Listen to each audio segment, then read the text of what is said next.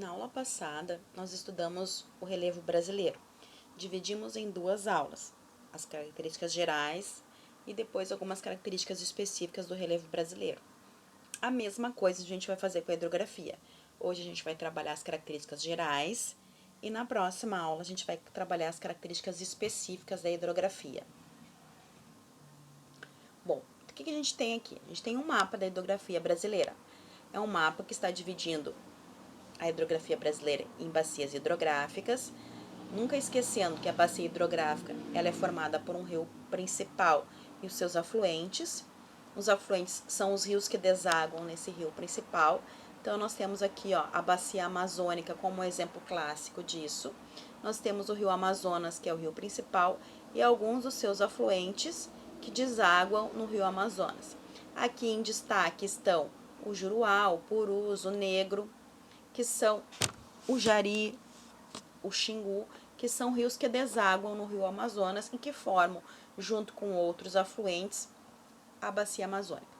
Mas hoje o foco é trabalhar as características gerais da bacia amazônica, que são que o Brasil está dividido em duas regiões hidrográficas, que o Brasil possui uma extensa área de águas subterrâneas, que a gente chama de aquíferos. Então, o Brasil tem uma grande quantidade de rios, que são as águas superficiais, e uma grande extensão de águas subterrâneas, que são os aquíferos.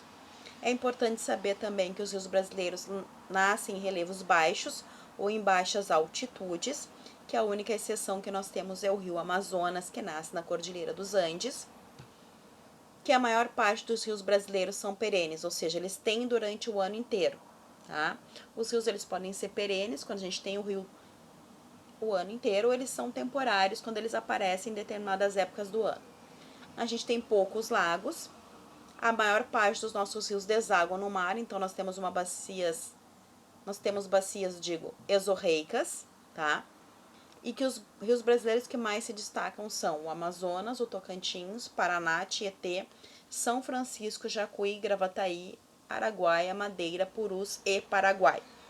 Na próxima aula, nós vamos ver as bacias hidrográficas de uma maneira mais detalhada, tá? Então, na semana que vem, na próxima aula a gente vai trabalhar a bacia amazônica, a bacia do São Francisco e assim sucessivamente, todas as bacias hidrográficas.